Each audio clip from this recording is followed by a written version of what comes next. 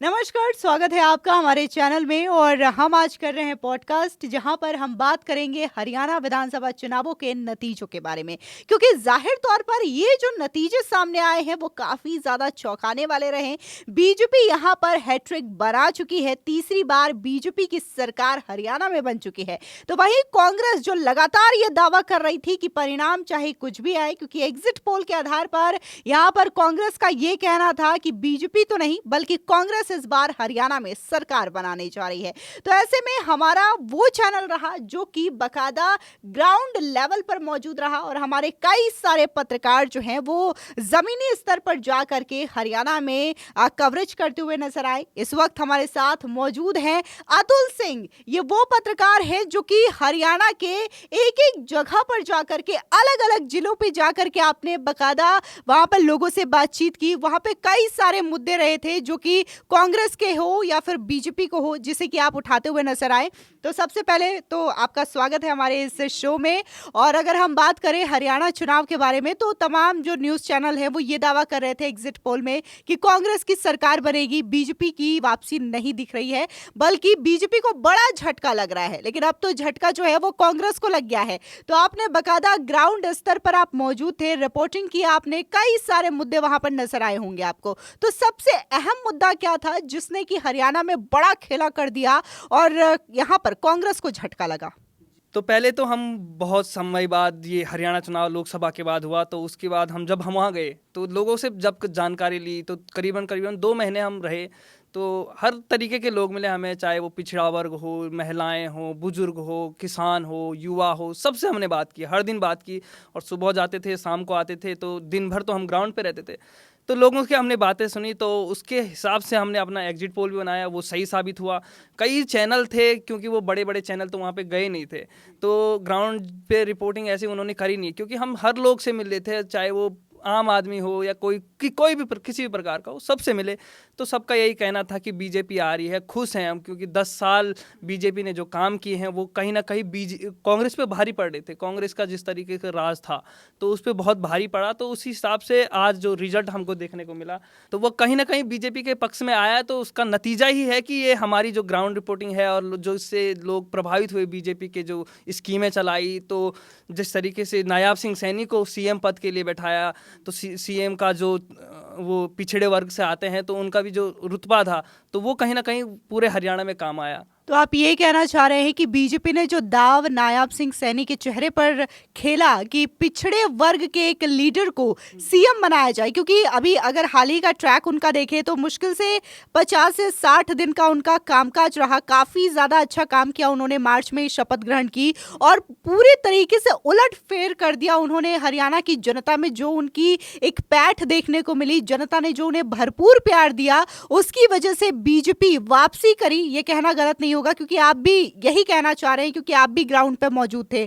तो तमाम लोग क्या नायाब सिंह सैनी के मुख्यमंत्री बनाए जाने से खुश थे? जी बिल्कुल खुश थे, क्योंकि नायाब सिंह सैनी को बहुत कम मिला, 56 दिन का टाइम मिला, तो वो बहुत कम समय था। लेकिन इतने ही दिन में उन्होंने अपनी छाप छोड़ दी। जिस तरीके का उनका काम दिखा, कि उनकी योजनाएं थी, लोग कहते हैं वहाँ पे, जब हम लोगों से पूछते थे कि नायाब सिंह सैनी कैसा है, तो वो कहते थे कि उनका दरबार 24 घंटे खुला रहता है, लोग आते हैं जाते हैं, चाहे कोई भी वर्ग का हो, किसान हो, युवा हो, हर किसी के लिए खुला रहता है। तो लोगों ने हमको खुलकर बताया कि हाँ वो ठीक हैं, अच्छे मुख्यमंत्री हैं और बेहतर काम करेंगे और समय देना चाहिए। तो लोगों के उससे उत्साह, युवा के जिस तरीके से खर्ची पर्ची बहुत बड़ा मुद्दा था युवाओं में, कि खर्ची पर्ची का एक बड़ा बड़ा मुद्दा चल रहा था। कांग्रेस वाले लगातार कहते थे कि पहले जब होता था कि तो टेबल के नीचे से पैसे देने पड़ते थे, 1 लाख 2 लाख, लेकिन गरीब आदमी नहीं दे पाता था। तो ये चीज़ बिल्कुल ख़त्म कर दिया बीजेपी ने। तो उसका असर कहीं ना कहीं इस चुनाव में देखने को मिला। नायाब सिंह सैनी का जैसे लाडवा विधानसभा है, वहाँ से पहली बार कोई सीएम बना है, तो वहाँ के लोगों से ही हमने जाना, तो वो कह रहे हैं हाँ सीएम सिटी बनेगा, यहाँ पे लोगों ने काम किए हैं। तो जिस तरीके से हाँ मुआवजा देते हैं, नायाब सिंह सैनी ने कहा कि हम 6,000 के बदले 10,000 देंगे, तो उससे किसान बहुत ज़्यादा खुश हो गए, क्योंकि जो उन्होंने वादे किए थे 6,000 के वो मिले लोगों को, और 10,000 का वादा किया तो उनको भरोसा हो गया कि हाँ 6,000 मिले हैं तो मिलेंगे आगे भी। और जैसे मुआवजे पे भी 2-2 हज़ार मिलते थे, तो वो मिलते हैं। जब भी किसी की फसल हो जाती, खराब हो जाती है, उसकी फ़ोटो खींच ली है तो उसका बाद मुआवजा मिलते हैं, क्योंकि हरियाणा तो किसानों का वो है, भूमि है, तो इसलिए लोग ज़्यादा खुश थे उनसे। अच्छा, ये जो अभी इलेक्शंस हुए हैं, विधानसभा के चुनाव हरियाणा में हुए हों या फिर इससे पहले लोकसभा के इलेक्शन हमने देखे, तो यहाँ पर हरियाणा और खासकर अगर हम हरियाणा की ही बात करें, क्योंकि पंजाब से भी कुछ किसान थे जिन्होंने आंदोलन किया था। इसके बाद जो रेसलर्स थे, जिसमें विनेश फोगाट अभी जुलाना से वो चुनाव लड़ रही थी, तो कई सारे लोग थे जो कि लगातार प्रदर्शन कर रहे थे, आंदोलन कर रहे थे, और ये कहा जा रहा था कि इससे मोदी सरकार के खिलाफ नेगेटिव इम्पैक्ट देखने को मिल रहा है और इसका जो असर है वो हरियाणा के चुनाव में तो जरूर देखने को मिलेगा। और यही मेन वजह मानी जा रही थी कि किसान आंदोलन हो या फिर पहलवान आंदोलन हो, इससे बीजेपी को बड़ा झटका लगेगा और बीजेपी हारेगी। क्योंकि अगर हम देखें तो किसान आंदोलन में भी जो कांग्रेस के लीडर्स थे वो बढ़ चढ़ करके उनका समर्थन कर रहे थे। अभी हाल ही में जो पहलवान प्रदर्शन कर रहे थे जंतर मंतर में, वहां भी प्रियंका गांधी वाड्रा पहुंची। यहाँ तक कि तो एक वीडियो भी वायरल हो रहा था जहां पे विनेश फोगाट ये कह रही थी कि ओलंपिक में मैं पहुंची तो इसके पीछे प्रियंका गांधी वाड्रा का हाथ था। तो आपको लगा कि इसका कुछ इम्पैक्ट देखने को मिला हरियाणा के चुनाव में, चाहे फिर वो किसान हो या पहलवान का आंदोलन? जी बिल्कुल देखने को मिला कि विनेश फोगाट ने जिस तरीके कहा कि हमारा सारा योगदान प्रियंका गांधी का है, तो प्रियंका गांधी का तो कुछ योगदान था ही नहीं। योगदान तो पूरा केंद्र सरकार का था, मोदी सरकार का था। मोदी सरकार उनको फंड कर रही थी, पैसे उनको दे रही थी, न कि ये प्रियंका गांधी। तो उसका नतीजा लोगों को देखने के बाद लोग वहाँ गए। तो विनेश फोगाट जो फंड देते हैं वो तो पूरी केंद्र सरकार देती, न कि कोई पार्टी देती है। तो इसमें तो उनका सीधे से लोगों को पता ही चल गया कि विनेश फोगाट खाला ड्रामा कर रही है। चुनाव लड़ने का एक पूरा ड्रामा था। जिस तरीके से उनका आंदोलन था, कुछ दिन चला, उसके बाद मोदी सरकार से बात करी, फिर बंद हो गया। फिर उसके बाद 2-3 दिन चला, उसके बाद फिर वो धरने पे बैठ गए, फिर बंद कर दिया। उसके बाद अचानक से आते हैं चुनाव से पहले ही और कांग्रेस ज्वाइन कर लेते हैं और कोई पार्टी उनको दिखी नहीं। तो इससे लोगों को पता चल गया कि ये सिर्फ राजनीति करने के लिए यहाँ पे आए हुए हैं, इनको बाद में राजनीति में ही घुसना है। तो इसलिए लोग सचेत हो गए कि ये खिलाड़ी नहीं है। क्योंकि जिस तरीके से ओलंपिक में उनका कहना है कि हमें मोदी सरकार ने कुछ दिया ही नहीं, जैसे उन्होंने कहा कि पीटी उषा सिर्फ फोटो खिंचवाने आई है, तो उससे तो लग नहीं रहा था कि कहीं भी पीटी उषा सिर्फ फोटो खिंचवाने के लिए। उसका हालचाल जाना, बाकायदा उनको सारे ट्रीटमेंट उनको दी। तो उसके बावजूद भी अगर मोदी सरकार पे इस तरीके से इल्ज़ाम लगाते हैं तो जनता तो जागरूक है, क्योंकि जनता को पता है कि यहाँ तक भेजे लोगों नहीं है, मोदी सरकार नहीं है, सरकारी फंड करती है। तो इसलिए लोग जागरूक हो गए। और रही किसानों की बात यह है कि हम जब ग्राउंड पे थे तो किसानों से हम मिले, चाहे वो बड़े किसान हो, छोटे किसान हो, हर तबके के किसान हो, सबका यही कहना था कि बीजेपी सरकार में हमें सब कुछ मिला है, चाहे वो मुआवजा हो, अब जो ये सड़क, किसान निधि, हाँ, तो ये सब हमें मिली है, हमें सबका फ़ायदा मिल रहा है। हमें जब मुआवजा, क्योंकि हरियाणा में चावल और धान की खेती बहुत होती है, तो वहाँ पे वो गिर जाती है। आजकल हम भी देख रहे थे तो सड़कों पे पूरी धान गिरी हुई थी। तो हम भी सोच रहे थे कि ये पूरी जो धान की खेती है वो तो पूरी गिरी हुई है, अब इसका मुआवजा कैसे देंगे। तो लोगों ने पूछा हमने, तो लोग कह रहे हैं हाँ मोदी सरकार दे देगी, क्योंकि उन्होंने वादा किया है। हम जब भी कहते हैं फ़ोटो खींचते हैं, सरकार को भेजते हैं, सरकार हमको मुआवजे देती है, बदले में वो भी धान भी मिल जाता है, उसके पैसे भी मिल जाते हैं। तो लोग खुश थे। अब रही बात जो बॉर्डर पे बैठे, उनको कहा गया ये पैसे लेके बैठे हैं। हर किसी से पूछा तो लोग पैसे दे के बैठे हुए हैं, या तो कांग्रेस के नेता हैं या तो कांग्रेस के बुलावे पे बैठे हैं, इनको फंडिंग हो रही है, यही कहना था। तो ग्राउंड पे लोगों को सबको पता था, लोग जब हम हर किसी को पता था कि हाँ ये वही लोग हैं। जैसे हरियाणा के इलेक्शंस में हमने देखा कि बहुत सारे मुद्दे थे जो कि कांग्रेस को इफेक्ट करते हुए नजर आए थे, जिसमें सीएलयू गैंग का बहुत खौफ 10 सालों से लोगों ने देखा था जब हुड्डा शासनकाल हुआ करता था। इसके अलावा करप्शन बहुत ज़्यादा थे, जहाँ पे जैसे कि आपने भी बताया कि जब आपने लोगों से बात किया तो खर्ची पर्ची का जिक्र किया जाता था।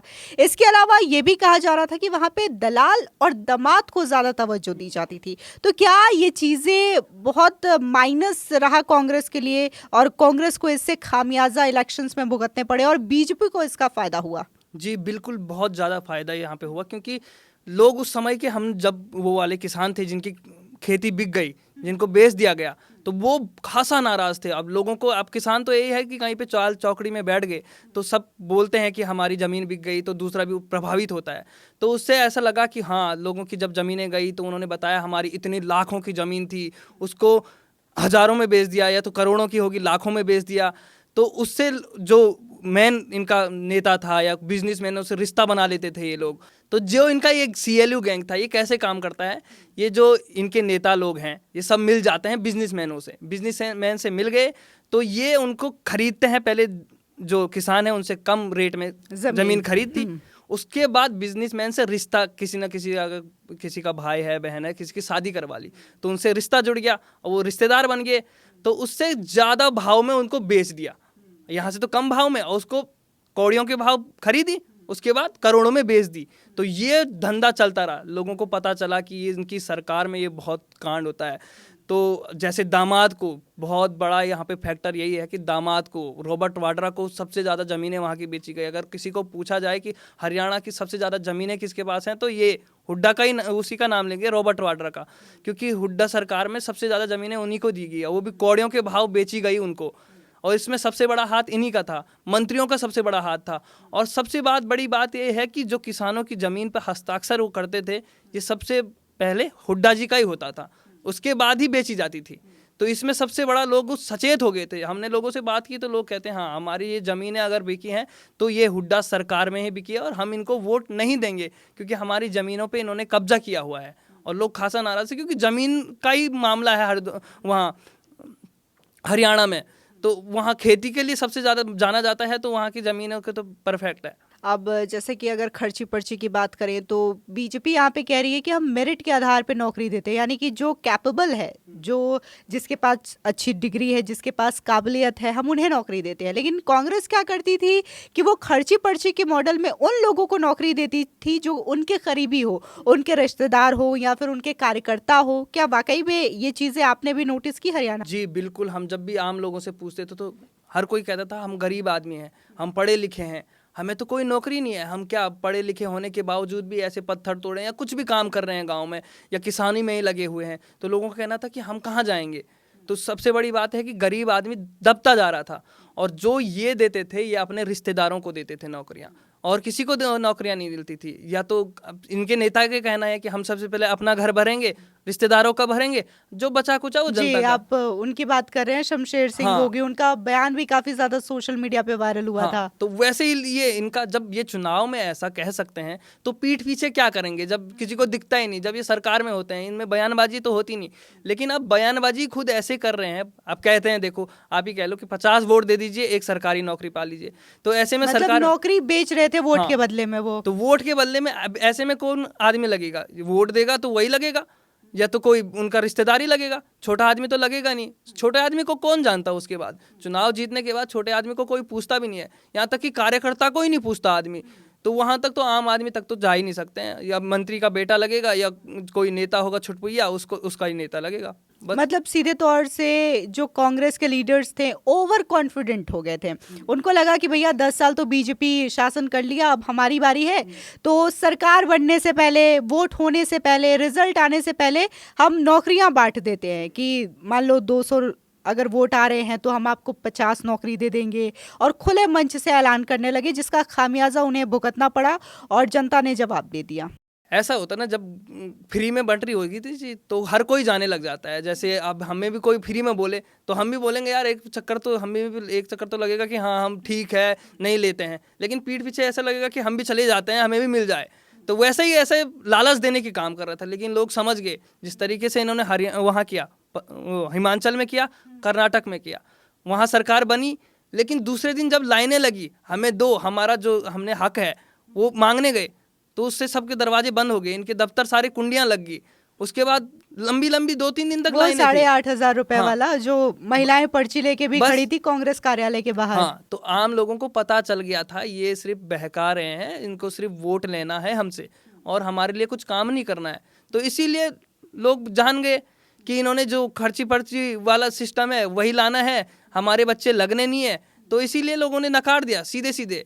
तो इसी का अच्छा अतुल जी, ये भी बड़ा इंटरेस्टिंग फैक्ट देखने को मिला, जहां पर बुलडोजर बाबा यानी कि योगी जी ने रैली की हरियाणा में, वहां पर बहुत शानदार प्रदर्शन बीजेपी का रहा, बहुत ही अच्छी लड़ाई वहां पर बीजेपी के कैंडिडेट ने करी। लेकिन जहां पर राहुल गांधी, जिन्हें की कांग्रेस पार्टी पोर्ट्रे करती है कि वो जननायक है, मोहब्बत की दुकान चलाते हैं, अगर उनकी जहां जहां रैली थी वहां पर तो कांग्रेस पूरी तरीके से फुस होती हुई नजर आई, उनके जो कैंडिडेट है अच्छा परफॉर्म नहीं कर रहे हैं। तो क्या लगता है कि Rahul Gandhi as a leader, as a जननायक जो कांग्रेस पार्टी बताती है, क्या वो फेल हो रहे हैं? जहाँ तक बात राहुल गांधी की करी आपने, राहुल गांधी जहाँ पे भी प्रचार करने जाते हैं तो कुछ ना कुछ ऐसा बोल देते हैं जिससे जनता जान लेती कि सीधा सीधे, अगर मैं नाम ना लूँ तो पप्पू ही लोग कहते हैं उनको। तो जहाँ पे हमने पूछा राहुल गांधी का नाम लेते ही लोग बोलते हैं पप्पू, सीधे पप्पू नाम आता है। तो इसलिए लोग जान गए कि ये कुछ बोलने वाला नहीं है, सिर्फ मोदी पे बोलेगा, अडानी अंबानी बोलेगा बस, और कुछ नहीं। किसान नाराज हैं, ये नाराज हैं, लेकिन फैक्ट नहीं बताएंगे, कुछ कहीं भी फैक्ट वाली बात नहीं करेंगे। सेम हर बस जगह हर इलेक्शन में बस एक ही स्क्रिप्ट। वही बोलेंगे कि अब जैसे वो जलेबी वाला बोल रहा है, जलेबी की कुछ पता है नहीं उनको, कह देंगे कि जलेबी की फैक्ट्री लगाने। उन्हें ये पता होना चाहिए कि जलेबी भाई कहीं पे भी दुकान में ऐसे ही मिल जाती है, जलेबी का क्या करना, मैदा वो खरा बन गया जलेबी। लेकिन इनको है फैक्ट्री वाला, इन्होंने कभी देखा नहीं है, हमेशा वहीं बाहर रहे। हर चुनाव से पहले तो ये वहाँ इटली में भाग गए, उसके बाद अब आए यहाँ। तो उसके बाद कब आए, जब हफ्ते भर भी नहीं बचा था चुनाव के लिए, उसके बाद लास्ट मोमेंट में हाँ उन्होंने धड़ाधड़ बहुत सारी हाँ रैलियां करी। तो उसके बाद लोग उनको जान गए कि यार इनको तो हरियाणा को देखना ही नहीं है, इनको पता है ओवर कॉन्फिडेंस है। जिस तरीके से एग्जिट पोल में भी देखा होगा कि 70 71 दिखा रहे हैं और कहीं 20 दिखा रहे हैं। जिस तरीके से ये न्यूज वाले भी दिखा रहे थे, चैनल दिखा रहे थे कि 70 दिखा रहे थे, 71 दिखा रहे थे, बीजेपी को 20 दिखा रहे थे। एक तरीका बीजेपी का सुपड़ा साफ ही कर रहे थे हरियाणा से कि 10 साल हो गए तो बिल्कुल आने वाली नहीं है, काम हुआ नहीं, सब नाराज हैं, जाट नाराज हैं, किसान नाराज हैं, युवा नाराज हैं, महिलाएं नाराज हैं। लेकिन ये सब कोई काम नहीं किया। और वहीं राहुल गांधी की स्पीच लास्ट में आ गई तो वो जहाँ जहाँ गए, लोग कहते ना कि ये इनको बुलाओ मत, ये जहाँ जाते हैं हरवा देते हैं। तो वही काम हुआ कि हरियाणा में भी ऐसे ही हुआ। तो हरियाणा में गए, जहाँ जहाँ गए वहाँ हार गए। तो वही दिखने को मिला कि पूरे हरियाणा में उनका कुछ भी प्रचार तो था ही नहीं, और जहाँ गए तो हार गए। हुड्डा जी का तो काम भी नहीं था।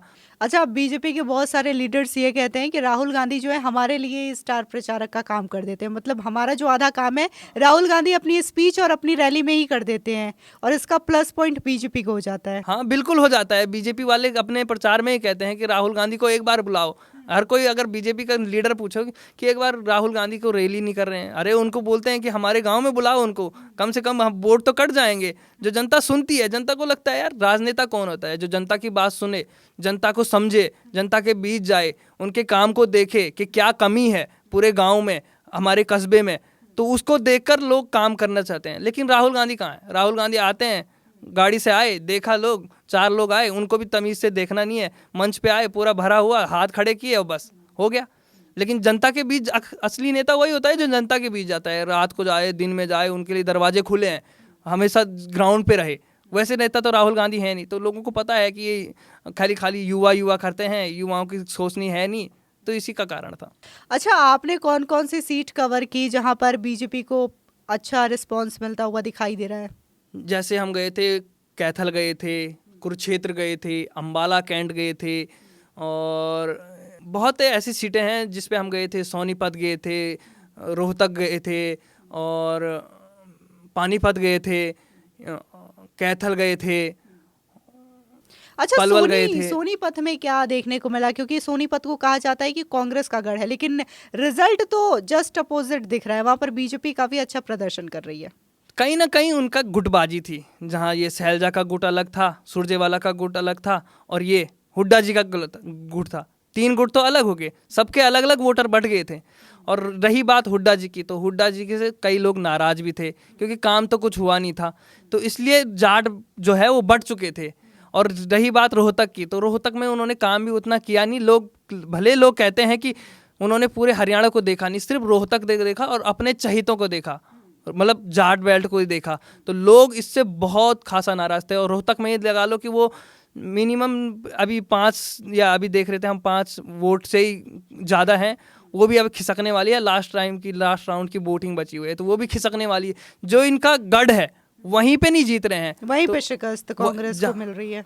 जहाँ के लिए उन्होंने काम भी किया है वहीं नहीं लोग वोट दे रहे हैं, क्योंकि उन्हें पता है कि आने के सत्ता के बाद हमारा आम लोगों का होना ही नहीं है। अगर ये नौकरियां भी देंगे तो उन्हीं को दे देंगे जो इनके नेता हैं, बाकी आम जनता का क्या होगा? क्षेत्र में भी हो गए तो पब्लिक तो बहुत सारी होती है ना, ऐसे नहीं 100 आदमी की पब्लिक होती है, शहरों में तो बहुत बड़ी पब्लिक होती है। तो उनको सबको नौकरियां देना और सब गरीब को देना, तो लोग जानते हैं कि नहीं देने वाले है कुछ भी।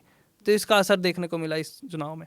जैसा आप कह रहे हैं कि जो हुड्डा साहब है वो खाली अपने करीबियों को, अपनों का ध्यान रखते थे, तो यहाँ पे दलितों और पिछड़ों का मुद्दा भी काफ़ी ज़्यादा हरियाणा के इलेक्शन में छाया रहा। कुमारी शैलजा को लेकर के कहा जा रहा था कि कैसे उनका अपमान किया जा रहा है। हालांकि राहुल गांधी ने भरे मंच में हुड्डा और कुमारी शैलजा का हाथ मिलाया था और ये दिखाने की कोशिश की थी कि कांग्रेस पार्टी में ऐसी कोई गुटबाजी नहीं है। लेकिन वहीं दूसरी ओर कुमारी शैलजा का बयान भी आता है जहाँ पर वो ये कहती है कि न जाने कितने समय हो गए कि हुड्डा साहब से मैंने बात नहीं की। लेकिन ऐसा नहीं लगता कि जो कांग्रेस पार्टी दिखाने की कोशिश कर रही है कि उनके मोहब्बत की दुकान वो चला रहे हैं, जहां पर सभी के लिए प्यार है, सभी के लिए सम्मान है, लेकिन कांग्रेस की जो हरियाणा है वहां पर दलितों का अनादर किया जाता है। क्योंकि पिछले अगर हम टाइम में देखें तो गोहाना कांड हो, मिर्चपुर कांड हो, ऐसे कई सारे किस्से रहे हैं जिसमें दलितों के ऊपर अत्याचार हुआ है और इसकी वजह से बीजेपी ने दलित पर ही दाव चला और दलित को सीएम फेस बनाया। तो क्या ये जो कांग्रेस पार्टी है उसके लिए काफी ज्यादा नुकसान रहा दलितों का अपमान करना? बहुत ज़्यादा नुकसान बात रही, क्योंकि दलित पूरा वोट कट चुका था इनके साथ। शैलजा कुमारी का जो पूरा वोट बैंक था वो पूरा कट चुका था, क्योंकि इनके नेताओं के जिस तरीके से इन्होंने कहा कि शैलजा कुमारी तो पहले ही कह रही थी कि मैं मुख्यमंत्री की दावेदार हूं और पहली बार कोई दलित चेहरा बनना चाहिए कांग्रेस से, क्योंकि 10 साल से इनका ही राज था, बाप बेटे का ही राज था। हुड्डा जी और दीपेंद्र हुड्डा और भूपेंद्र हुड्डा, यही दो चलते थे और अभी भी इन्हीं के नाम पे प्रचार हो रहा है। शैलजा कुमारी कहीं दूर तक है नहीं। शैलजा कुमारी ने यह भी कहा था कि मेरे को टिकट दे दो, टिकट दिया नहीं।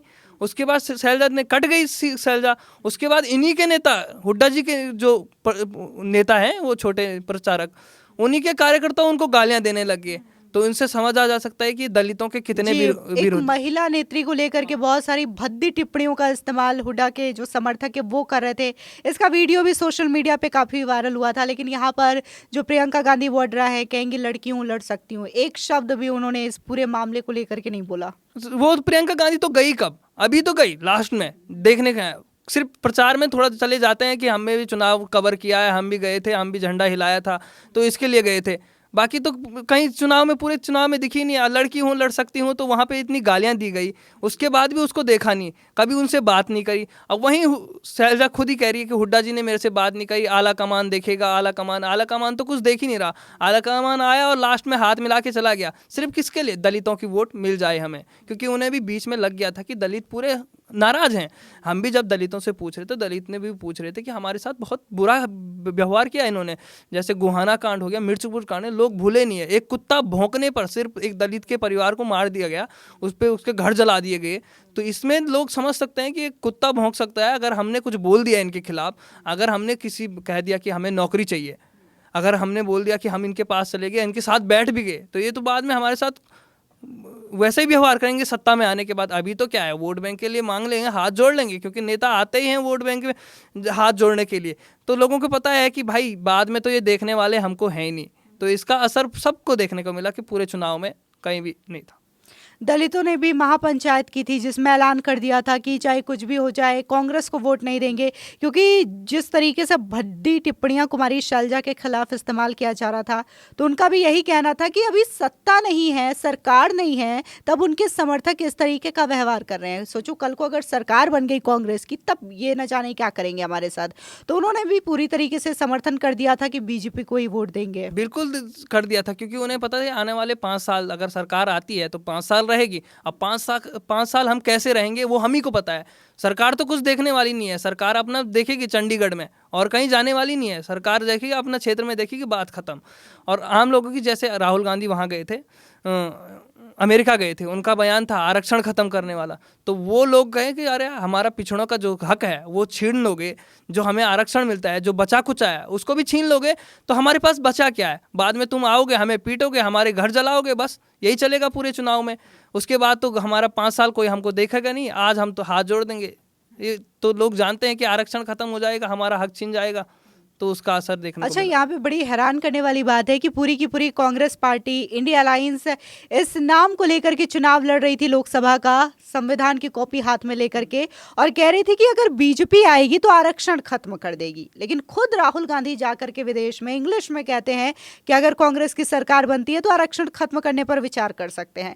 तो ये बड़ा अजीब बयान है कि आप यहाँ पर लोकसभा का चुनाव लड़ते हैं, कहते हैं कि नहीं नहीं बीजेपी तो आरक्षण खत्म कर देगी, और खुद जाकर के अमेरिका में कहते हैं कि हम आरक्षण खत्म कर देंगे सरकार में आएंगे। तो दो तरफा रवैया कांग्रेस पार्टी का हर दफा देखने को मिला है। अब अगर हम बात करें तो जो स्कीम्स रही है, जैसे कि अब मैनिफेस्टो में यहाँ पर बीजेपी ने कहा है कि लाडो बहना योजना, जिसके तहत बीजेपी सरकार में आती है तो महिलाओं को 2100 रुपए देगी। तो अगर हम यहाँ पर मध्य प्रदेश की बात करें तो मध्य प्रदेश में भी बीजेपी का बहुत टाइम से शासन रहा, तो वहाँ पर भी कुछ सवाल उठने लगे थे कि क्या वापसी होगी कि नहीं। लेकिन शिवराज सिंह चौहान जो कि वर्तमान में केंद्रीय मंत्री हैं, उन्होंने ऐसी स्कीम लॉन्च की जिसकी वजह से लोग उन्हें मामा मामा कहते थे, बहनें भी उनकी तो लाडली बहना योजना वो लेके आए। तो ये बड़ा एक गेम चेंजर साबित हुआ था। अब ऐसी ही चीज़ें जब हरियाणा में बीजेपी ने लॉन्च किया तो वहाँ पर भी महिलाओं का वोट बीजेपी के फेवर में गया। तो आपको लगता है कि इस तरीके की चीज़ें महाराष्ट्र में देखने को मिलेगी, क्योंकि साल के अंत तक महाराष्ट्र में भी चुनाव होने हैं और वहाँ पर भी जो महायुति की सरकार है, सीएम एकनाथ शिंदे और देवेंद्र फडणवीस, उन्होंने भी ऐसी योजना लॉन्च की है, बाकायदा 3-4 किस्त महिलाओं के खाते में भी पहुंच चुकी है। तो क्या इसका जो इफेक्ट है वो हरियाणा के अलावा मध्य प्रदेश के चुनाव, इसका जो इफेक्ट है वो मध्य प्रदेश और हरियाणा के बाद महाराष्ट्र में देखने को मिलेगा? जी बिल्कुल देखने को मिला, क्योंकि हरियाणा में आपने देख लिया एक तरफा सरकार आ गई, महिलाओं को विश्वास हो गया कि जिस तरीके से सरकार में आते हैं तो सिर्फ वादा ही नहीं करते, निभाते भी हैं। मध्य प्रदेश में लोगों को मिल रहा है तो लोग खुश हैं। अब जैसे इनकी सरकारें हैं, ना वहाँ दे रहे हैं, कर्नाटक में दे रहे हैं, ना हिमाचल में दे रहे हैं, तो उनको पता है कि यहाँ पे भी आएंगे तो हमको कुछ मिलना नहीं है। 2100 रुपये देने की बात करी, चाहे वो स्कूटी देने की बात करी, चाहे 500 रुपये में गैस सिलेंडर देने की बात करी, तो महिलाएं इससे बहुत खुश हैं। और ये ऐसी योजनाएं बहुत काम आती हैं। जो महिलाएं होती हैं गुपचुप करके वोट देती हैं कि मतलब साइलेंट वोटर। हाँ, तो वो पीठ पीछे ही देती हैं कि मतलब बताती नहीं है कि मैंने किसको दिया, लेकिन हाँ दे देती हैं वो कि जिसने हमारे लिए काम किया। क्योंकि घरेलू महिलाओं को सबसे ज़्यादा क्या चाहिए? गैस सिलेंडर चाहिए, सस्ता हो जाए ठीक है, हमारे घर वालों को स्कूटी मिल जाए, कहीं जाने की लड़कियां हैं, नौजवान हैं, वो उनको स्कूटी मिल जाए, और क्या चाहिए? और घर बैठे पैसे मिल जाए 2100 रुपये, तो और क्या चाहिए?